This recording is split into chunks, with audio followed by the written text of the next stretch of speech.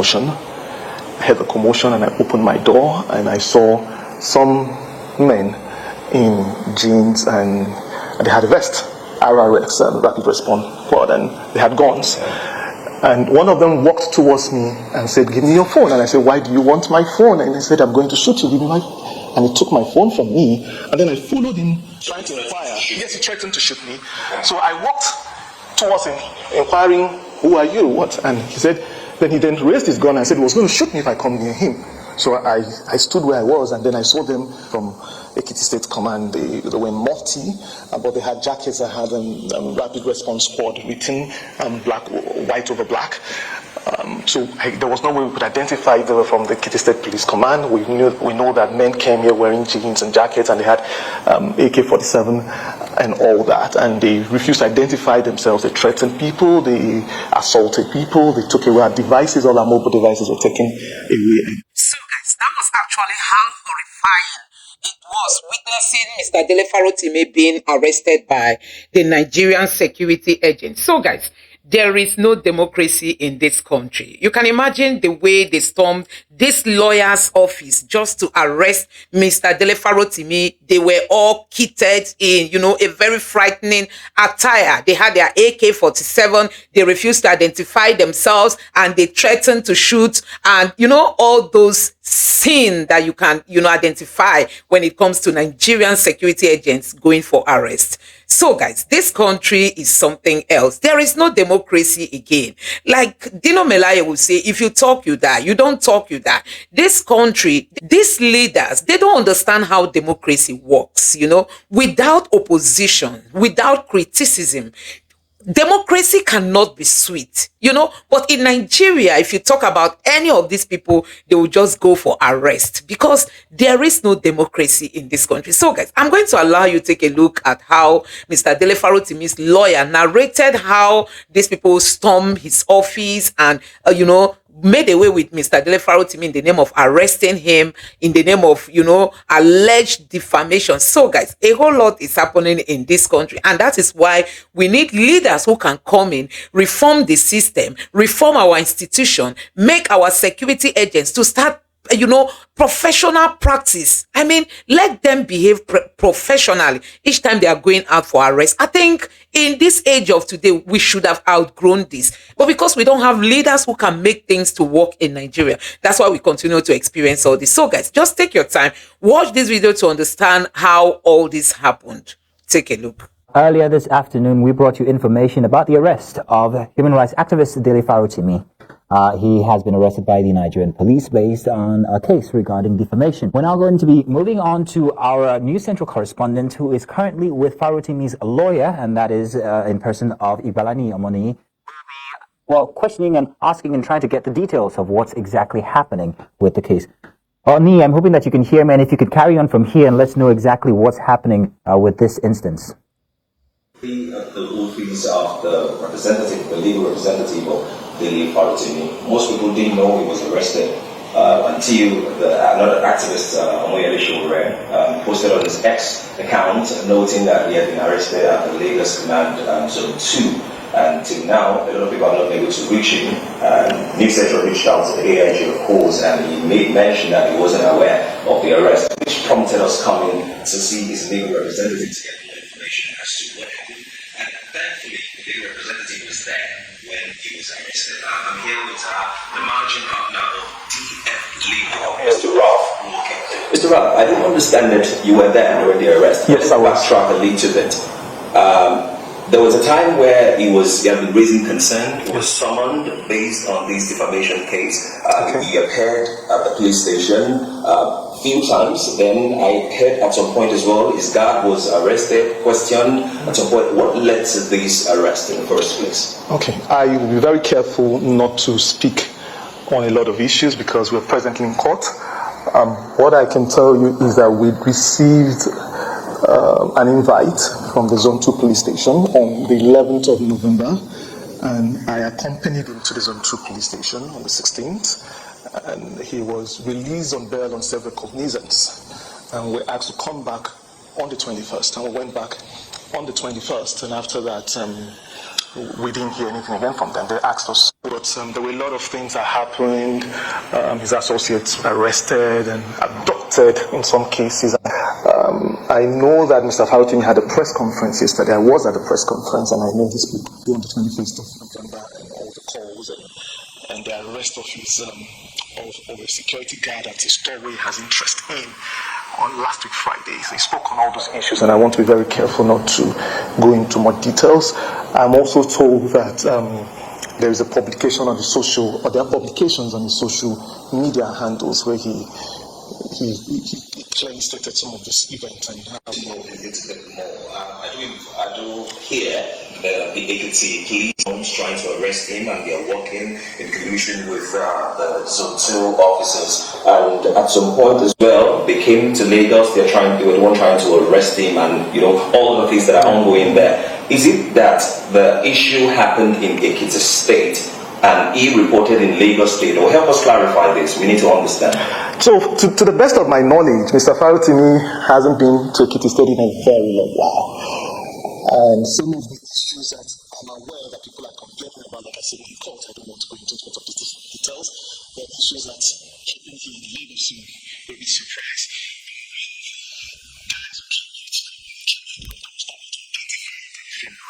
State command, they were mufti, but they had jackets that had rapid response squad written white over black.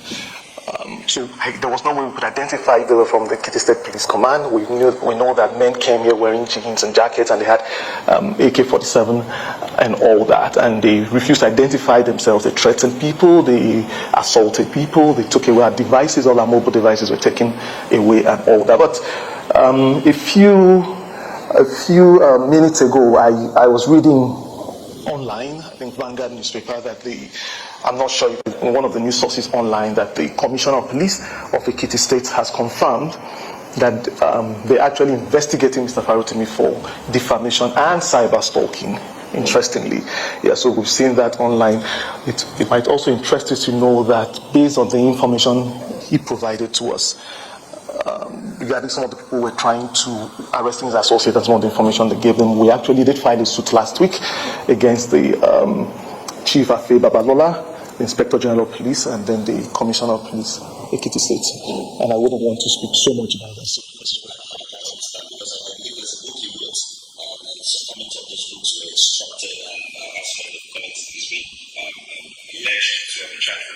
So, to be very honest, I haven't seen a petition. I don't know the content of a petition if there's one. I don't know if there's a charge. I haven't seen one, right? So I know that he wrote a book. I know that he's been very active. He's been active on social media. He's been active on the traditional media and the rest. So I don't know the exact content of these charges. I would be very careful and wait until I see these charges. We are lawyers. When we see those charges, we can deal with it. But what I can speak about is what's happened here today. I can speak clearly because I've witnessed what happened here today, and it's a very sad day to be a Nigerian. Were there comments these police officers made that was a little bit off that sparked your interest or made you think, are these people from Lagos? Is this the usual Lagos police officers who you normally see, or these people are not from here? Okay, so I was sitting in my office. Mr. Farotim used to work here. He retired about 5 years ago, but he comes here once in a while. So I was sitting in my office when he came in, and he walked into what used to be his office. And while he was there, I was walking, and then I heard this commotion. I heard the commotion, and I opened my door, and I saw some men in jeans, and they had a vest, RRX, and rapid response squad, and they had guns. And one of them walked towards me and said, "Give me your phone." And I said, "Why do you want my phone?" And he said, "I'm going to shoot you, give me my phone." And he took my phone from me, and then I followed him trying to inquire. Yes, he threatened to shoot me. So I walked towards him, inquiring, "Who are you? What?" And he said, then he raised his gun and said he was going to shoot me if I come near him. So I stood where I was, and then I saw them walk with Mr. Farotim down through the lounge where we were standing, and then they went downstairs, and it happened very quickly, and in a few minutes they were out of here. And while that was happening, I could hear my cleaner crying downstairs. So I went downstairs. I tried to find out what was happening, and She then told me that they assaulted her. She was beaten, and then they took the devices of everyone. As the guys were coming in, they were taking phones from the table, anything valuable they found on the table, mobile devices, they took them. And then they also threatened to shoot one of my associates, Gilbert. In fact, at the point they asked him to follow them outside, and they threatened they were going to shoot him. And in fact, one of them, even from what I hear, was telling the other that she shoot him. That was what Gilbert told me, and then, but they didn't. Thankfully, nobody was shot, and they walked away. So that's the much that I know I can speak to what happened here today because I witnessed it. That must have been traumatizing. Let's digress a little to understand. I remember when Shööt mentioned this on the group, on the X platform, he noted that the police should not be used as a tool, as a personal vendetta. While somehow the school of thought that, this is some sort of personal vendetta, there's also another school of thought that is thinking, is there a pattern here? A few months ago, there was the FIJ journalist, Dale Farotim. We have recently Fisayo, investigative journalist. And now, knowing Mr. Dele Farotim, who is a very vocal government critic, is this looking like a pattern? So I am a lawyer. Incidentally, I'm not a social commentator. I'm a lawyer, and I would be very careful to stay within my lane as a lawyer, right? Is there a pattern? I'll leave you to decide. I do have my own opinion, but I'm sitting here as a legal counsel to Mr. Dele Farotim, and I would rather speak on the law. I've also been asked questions like, is defamation a crime? Can you arrest someone? But I do have my own opinion on these things, and we're in court. And I will be very careful not to speak about what I think of these things. But I will tell you clearly that you are a Nigerian. I'm a Nigerian. We do have rights as Nigerians. And one of the rights you have is the right to freedom of expression, freedom of speech, and the law should protect that. Finally, let me just ask this. Have you been, in any way, been allowed to contact him as you reached out? And also, what will be the next line of action? So, interestingly, when I started this, I believe so much in Nigeria. Let me say this, I believe so much in Nigeria. But today I feel really sad being a Nigerian because in a decent society, things should be done decently. These guys came and they took all the devices.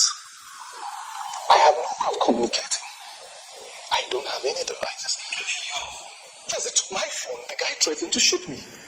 He threatened to shoot me and took my phone and the devices of all my staff. Every one of my staff members, every staff member here, their devices were taken. Right? Even up to, and I would understand maybe their concern was that maybe somebody's recording or anything, but even the cleaner had what you call the balasa phone. I think that's what they call the button phone. They took it from her. What will you be doing now as a legal representative? Yeah, so we're in court, like I said, we're in court. We filed a fundamental human right application before the Lagos State High Court.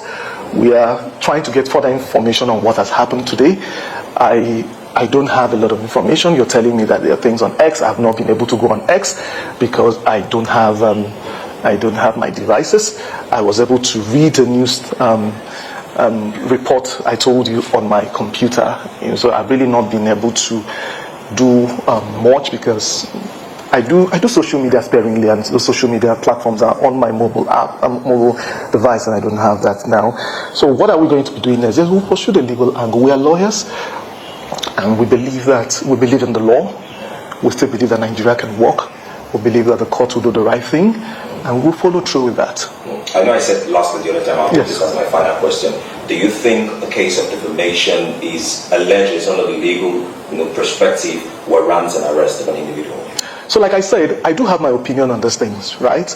But we're in court, and those are some of the issues that we brought before the court, right?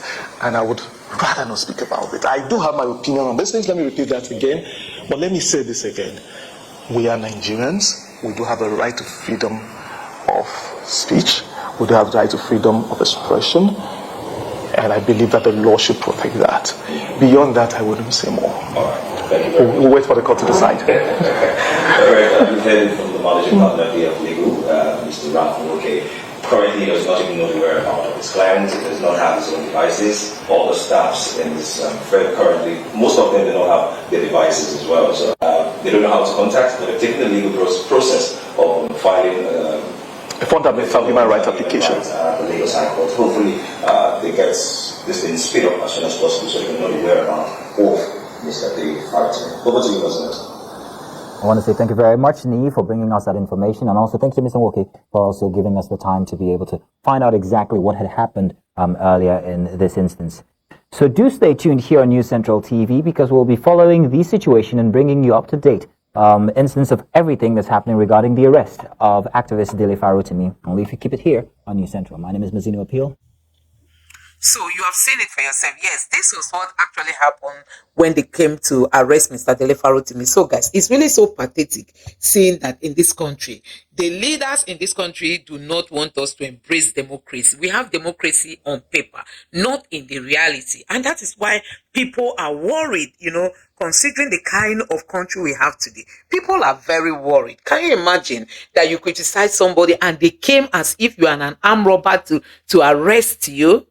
Where is this being done, Nigerians? Just because they said you said something against somebody, and then they came in that form as if there was battle, as if that was Zambiza forest. So guys, these are what people are going through. And sometimes people don't want to talk, and then they'll say everybody's silent. Who wants to talk? Talk and die. You don't talk, you die. You talk, you die. That's Nigeria for you. So guys, I don't know what you make of this video. Honestly, it's so pathetic seeing that our security agents till now, they don't know how to act professional. You can imagine threatening a lawyer that are going to shoot him. You can imagine telling a lawyer and making away with the lawyer's phone. You said everybody in his office, their phones were taken away by these security agents. There is no professionalism in their actions. They come in like thieves. They act like thieves. These are people who are meant to protect, but guess what? They are now the ones being thorns on the flesh of Nigerians. So guys, we wonder when all these things will start taking shape in Nigeria. When is this country going to be better? So guys, this is it. It's really, really so pathetic, to see that Mr. Dele Farotim will have to go through all this at the hands of these people. Let me know what you think about this in the comment section below. Please don't forget to subscribe to the channel, turn on the notification bell. Please give this video a like so that YouTube can recommend it to others, and drop your thoughts in the comment section below. Thank you.